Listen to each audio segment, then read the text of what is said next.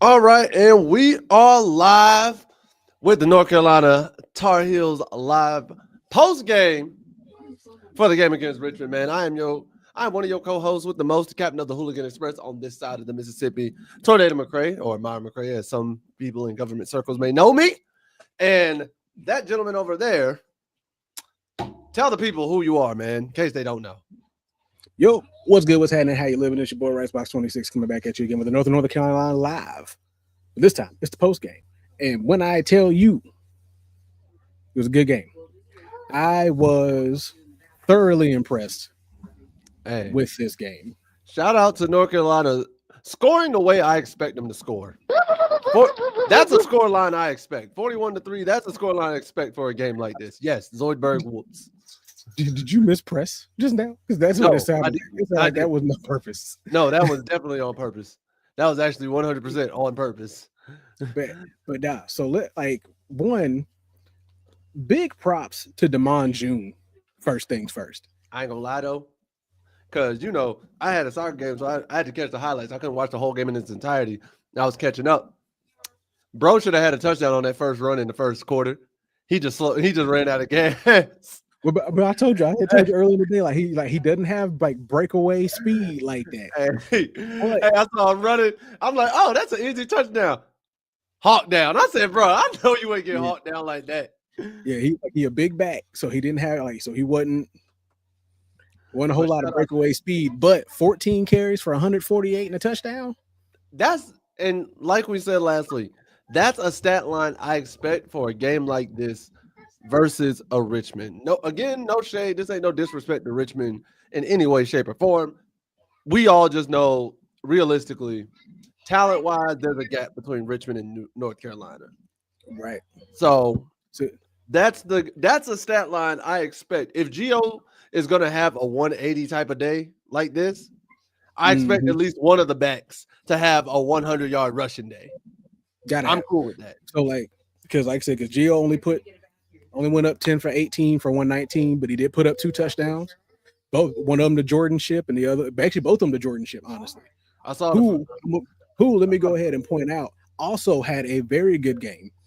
We saw a good bit of Jordan Ship. We actually saw a good bit of Jack Johnson this game too. Oh, word? Which is a name we haven't really brought up because at the tight end spot, he wasn't getting a whole lot of shine, but he got a good bit. He got a couple receptions this way. He got 3 receptions for 30 yards, and a lot of them were key receptions to keep moving the sticks. So it was nice to see the defense was much improved. I was seeing that because they had one return. Literally just watched it for 60-some odd yards return, and that was the second fumble they actually got because they had a fumble before that.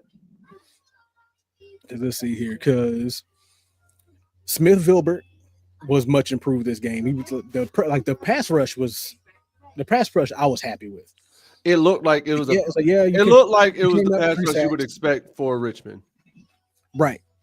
It was a pass rush you expected to see. They came out with only 3. They only had 3 sacks and only 4 tackles for loss overall, but it was a much better looking defense than we've seen the last 2 weeks. The pressure was there. The bodies were there. Everything looked good. And honestly, they only had 1 interception. There should have been 2 interceptions because Caleb Cost had 1 called back for pass interference. Which honestly was the right call. It was because they were both locked up right before the pass came in. Because had he not locked up with him, he would have had a clean interception because he was right in front of the pass. It was great coverage otherwise. So I'm gonna say this, and I know he on the other side, but shout out to Dawson, that one-handed catch he had. Oh, that one-handed catch. I got to give credit where credit is due. Shout out to Dawson. They showed that one-handed catch. I said, "Ooh, with the PI."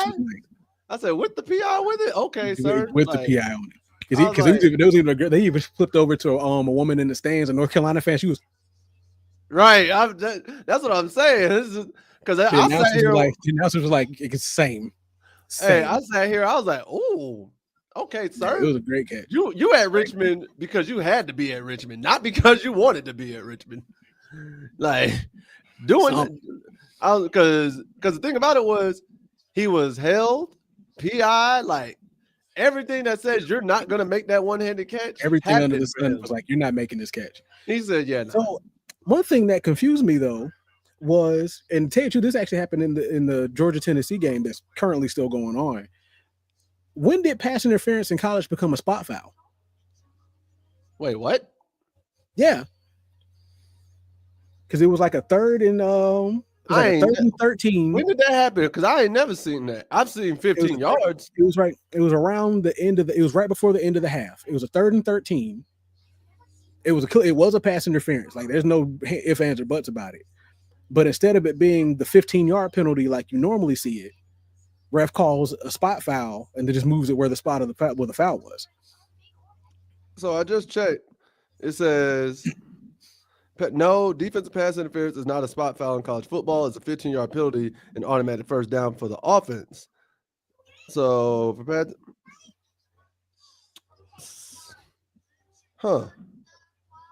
because they called it as a spot foul in this Georgia-Tennessee game around the end of the second half. And they called in the first half. And they call pass interference or defensive holding? They call pass interference. That's weird. That's weird. That's game. Tennessee won? Georgia just won. They went for 2, or they stopped. If they go back and review it, so they stopped Tennessee for a field goal, and they just ran this touchdown in on the 1 yard line. Dude reached over in the pile, and you can see it clearly on the cameras. Oh, well, you try Tennessee. Tennessee put up a heck of a game. Hey, you try. Tennessee put a heck of a game up, and I don't know if they're going to review it or not, but it should be. You have to review it. It's a score, all scoring plays. They didn't call it a scoring play. They marked him short, so they marked him on the 1 is where the refs marked him. But it looks like they're reviewing, but the booth reviewed it, so they're reviewing it now. It's a game, but either way, back to what we're talking about. Oh, so another thing that I thought was a little different. We didn't see a whole lot of Davion Gauss. We didn't see a whole lot of Caleb Hood, or we didn't see a lot of Hall either. I mean, you got man back. I mean, when you got June going for 14 carries at 150, you don't need him.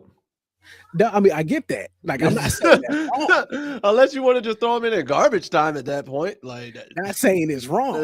But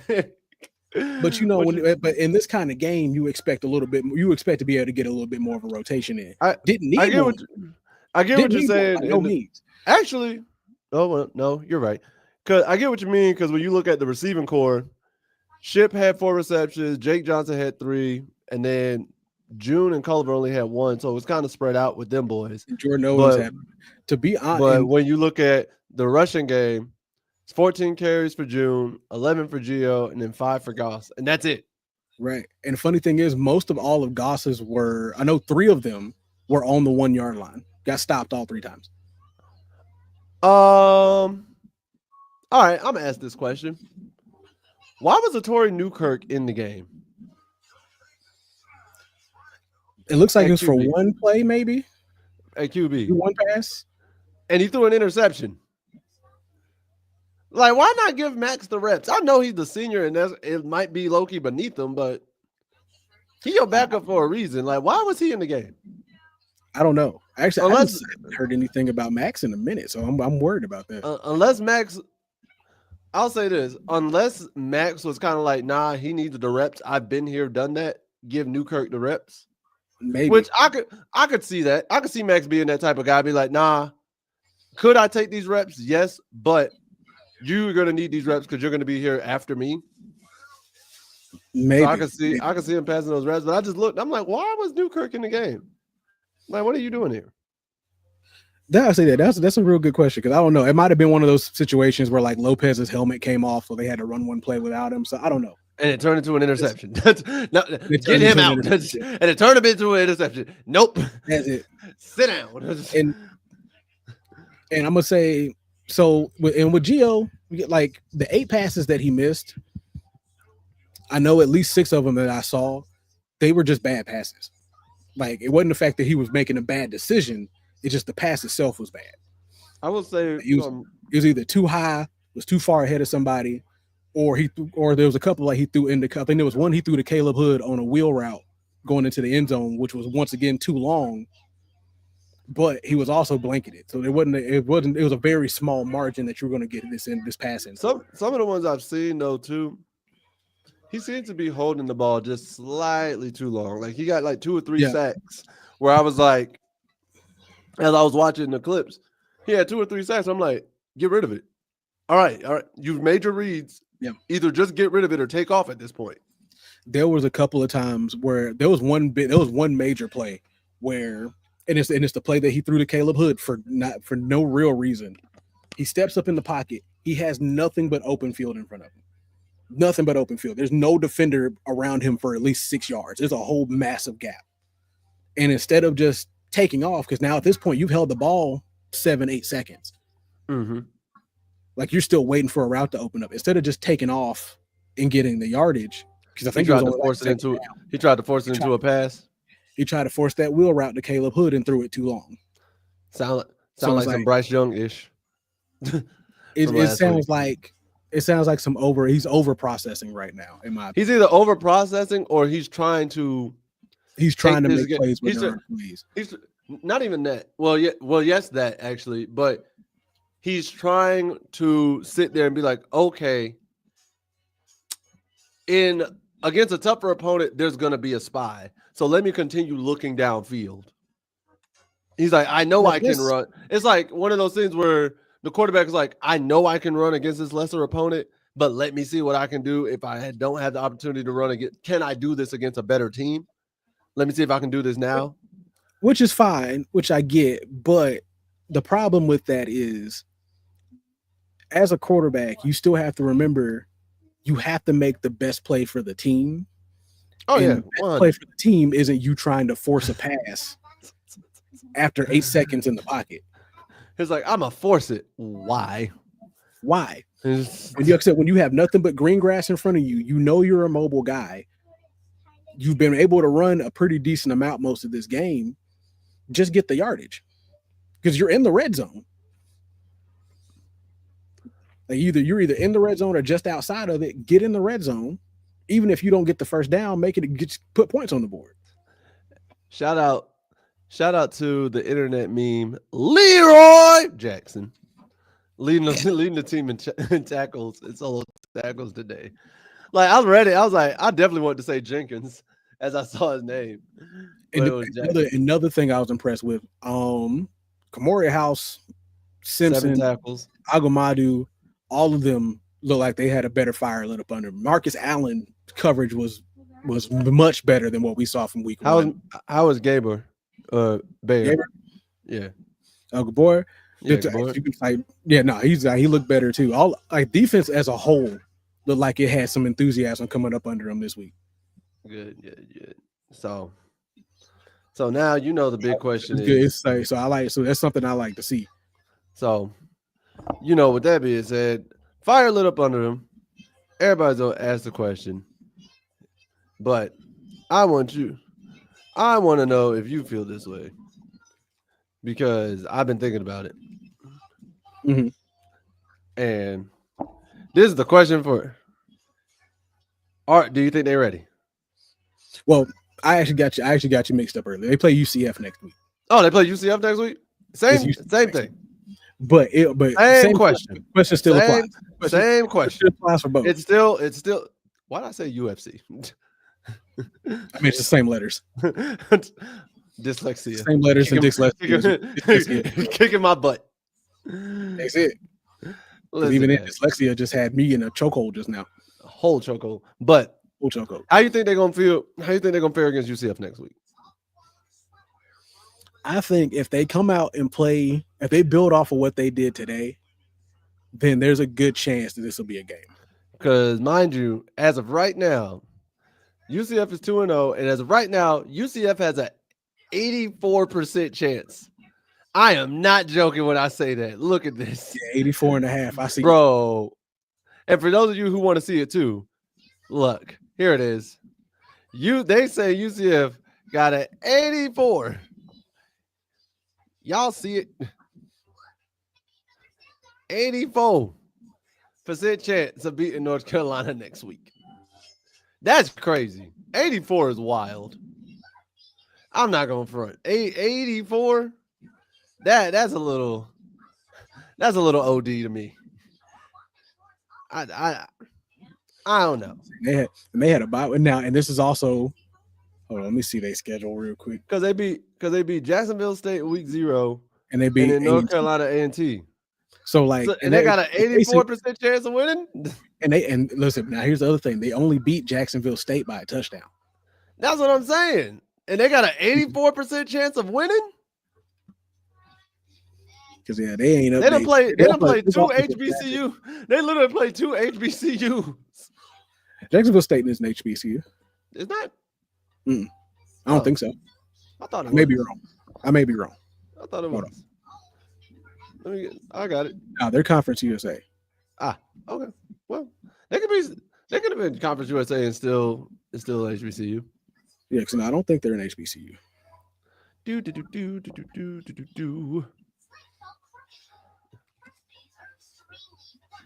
No, they are not. Okay. Jackson State. I don't remember. But say Jackson State is. You're thinking Jackson State. Because I don't remember Jacksonville State being one. I thought they were. Jackson State is. Jackson State's in Mississippi. Yeah, no, that's all good. But yeah, no, with with them kind of struggling week 1 against Jacksonville State is one thing, but they also haven't even added in recent stats either, which will probably update sometime earlier next week. So that may change this. But as of right now, it's like it's good as North Carolina. I'm not mad at them for giving UCF the advantage. Right. I'm mad y'all said it's 84-15. That's where I'm at, bro. Like, we're not gonna see no disrespect again to Jacksonville State and see North Carolina A&T. But beating those 2 schools as opposed to beating a Richmond and a Charlotte, I feel like those are on the same playing field. I feel like honestly those are on the same playing field, and you would just put this at like a 55-45 predictor, you know? Right. Because I'd even give you 70-30. I might not. 65-45 is probably where 65-35 is the highest I'd probably go. But the only reason why I give you 70-30 is based off of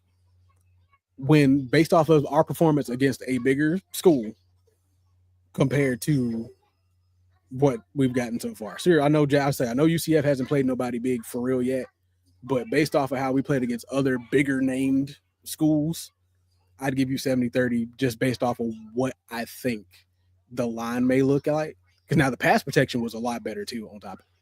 True. The run blocking was much better. The pass blocking was much better. So the team itself was gelling as the weeks go on. So that's what we wanted, and that's what you wanted to see. I'd only give 70-30 right now just based off of, okay, we don't know for sure how life going to be like come next week. What's up? Bro, what in the world? So, all right, side note, because we play UCF, and I was looking at the predictor and whatnot, it showed their conference records, or like records within their conference. Us in the ACC, them in the Big 12, right? Mm-hmm. So I looked, and I saw that the top of the Big 12 right now is Iowa State. I said, okay, cool. I looked at their record. Iowa State is already 4-0. Yeah, I said, how are y'all already 4-0? Bro, they knocked out Kansas State in week 0 on the 23rd, then South Dakota on the 30th, then Iowa on the 6th, and then Arkansas State the day. I'm like, bro, y'all just said, all right, let's get these 4 games out the way real quick. Iowa State said we're going to make a statement. Iowa State, we got time today. Because next week is their bye week, so I was just confused. I was like, how are y'all already 4-0, dog? Like, listen, like Georgia just went to 3-0 today. Clemson just went to 1-2. We just went to 2-1. So I'm like, where did y'all get this 4th game in just randomly, like on a Tuesday? Iowa State said we play week 0. Hey, they just came in on a Tuesday. Hey, y'all want to play Tuesday after class? No. Why? We want to play Tuesday. We want to play Tuesday after class, bro. I got study hall. So you soft. Ain't nobody said that. That's what it sounded like to me. You look at him. All right, call the boys up. We gotta go. Listen, we study hall's over. We got a game to play. We ain't going to study hall this week. But nah, overall, I'm looking at this UCF team, and yeah, we got dog walked by TCU, and that was our first test. The UCF game is going to be the second test.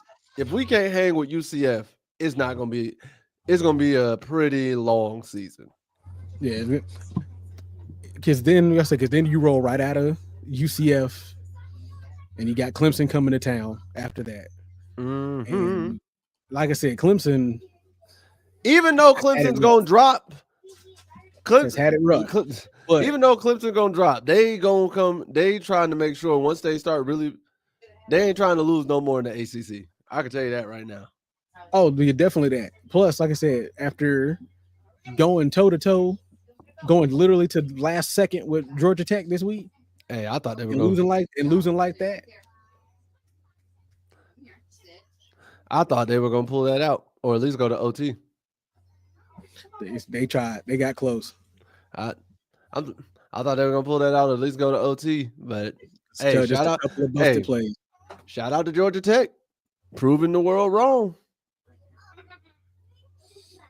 And then Miami out here dog walking USF right now, 28-6.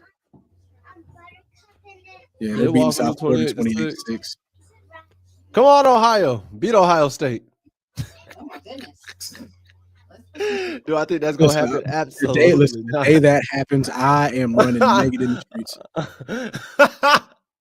Hey, I'm gonna tell you right now. If I'll put this on camera right now, if Ohio, and let me make sure, because where is this Ohio? They in the MAC anyways. The Ohio Bobcats. If they go out here and beat Ohio State, I will go to the campus right now and buy the merch. Dang, I will drive to the campus and buy merch. And Auburn whooped South Alabama today. I mean, Auburn played them or Alabama played them? Auburn played them. Alabama played they played another team they didn't deserve. They played Wisconsin. Oh. And Wisconsin got him. Wisconsin had it hard. They lost 38-14. Indiana ain't right. You see the Indiana game? You gave me Indiana ain't right, bro. I'm looking at this right now. Like Indiana beating Indiana State 73-0. Y'all ain't right, dog. Y'all ain't right. Missouri beat Louisiana 52-10. Texas played El Paso today. Oh, you funny, huh? You got jokes, huh? Oh, I'm hilarious. Oh, really? You think you're cute? Yep. I'm adorable. You not. Oh, your favorite school is playing A&M right now. Oh. Not that man just said, "Oh." I was about to say, "Oh, who?" Oh.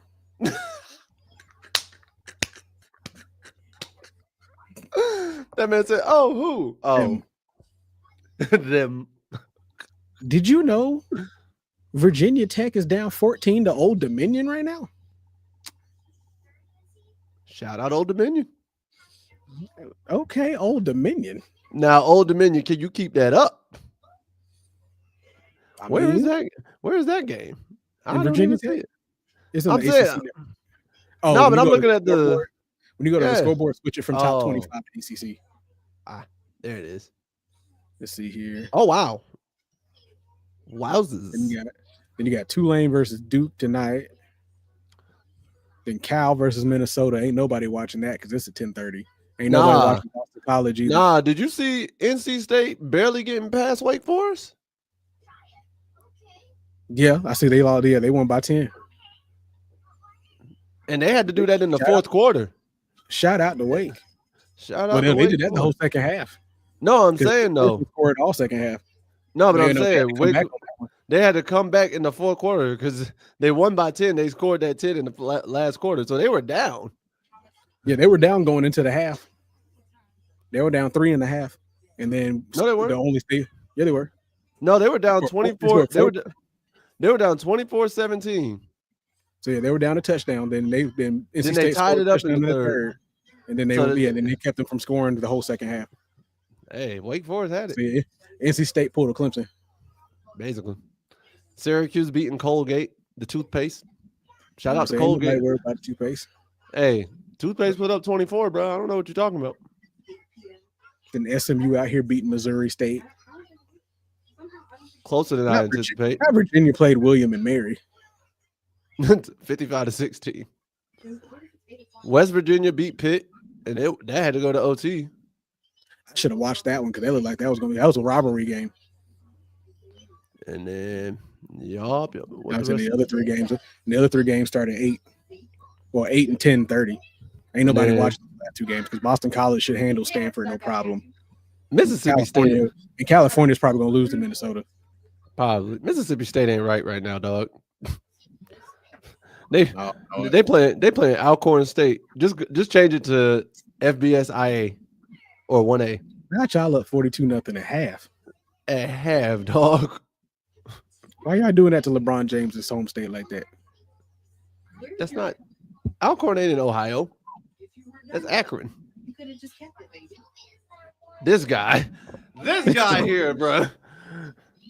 Marshall smacking up Eastern Kentucky, and they 0-2. Florida up 3 on LSU, and Ole Miss up 7 on Arkansas. Ohio State. I'm gonna just say this now. If y'all can only beat Ohio with field goals, I think y'all should drop from number 1. First of all, let me say this: Ohio. Shout out Ohio, dog. Shout out Ohio. Because if Ohio State can only win with field goals versus Ohio, hey, shout out Ohio, bro. And here's the crazy thing: is so far, Ohio State's already thrown for almost 150 yards already, and y'all only scored field goals. Shout out Ohio. Shout out Ohio, bro. Yeah, give them boys some love. But shoot. Penn State beat Villanova 52-6. You know what? That's okay. Villanova gonna get that back in blood in basketball. They're gonna get that back in blood in basketball. They said, hey, you know what? Y'all got it in pads. Wait till I see you in December. Wait till I see you in December. Put them on the court. I'm gonna say put them on the schedule. Put them on the schedule, man. But so far, but like I said, overall, I don't think there was too much that we really had to talk about with today's game. Just it was a good game. Going into the next week, I think it was a good game. And on top of that, like Freddie Kitchens looked like he opened up the playbook a little bit more. As everything kind of keeps rolling a little bit, right? As everything continues to roll as is, I think we'll see more better. Freddie, open up the entire playbook, dog. Everything. I say definitely open it up by the end of this UCF game. Everything. Put everything on the table. Just all on the table. Let it go. Let it go. Let it rip. Let go and let God. That's it. Oh man. But yeah, I don't think we need too much. I don't think we had too much. We're probably gonna address a whole lot more on Tuesday. Yeah, like I said, overall, overall, game was very impressive. I was like, it's the momentum that you definitely want going into a conference, not a conference game, but a bigger game with UCF. So this is the kind of momentum you want. You want to continue to build up this going into the season, especially once you get to that Clemson game, get to that California game, get into the division. You want to have that kind of momentum. So you want to be able to feel like you're confident going against your own conference. Get into the nitty-gritty and y'all be good to go. But man, I think that's it for today's North Carolina post-game live versus Richmond. We got the dub 41-3, taking on UCF next week. Now, be sure to join us live on Tuesday for our weekly episode on every week at Tuesday at 9 p.m. right here on YouTube and everything. Shut up. I'm here to chokehold. Shut up. Shut up. I'm mad. But guys, that's it for today's episode, man. Hope y'all have a great weekend. Be safe out in the streets. If you're going out tonight, grab an Uber, have a DD. Do whatever you got to do, but do not Be drink and drive, responsible. man. Be responsible for all sake. And also, listen, man, take care of each other out there because you don't know what's going on in these streets no more. That's it, man. You don't know what's going on this street because recent events, things have been crazy. Be safe out there. Oh, And be respectful. and if you love anime, go watch the Demon Slayer movie. I synced it last night. He synced it last night. It's a good Straight movie. gas. Go watch Good it. movie. But Anyway, see y'all Tuesday. Y'all stay safe out there. Peace. beep.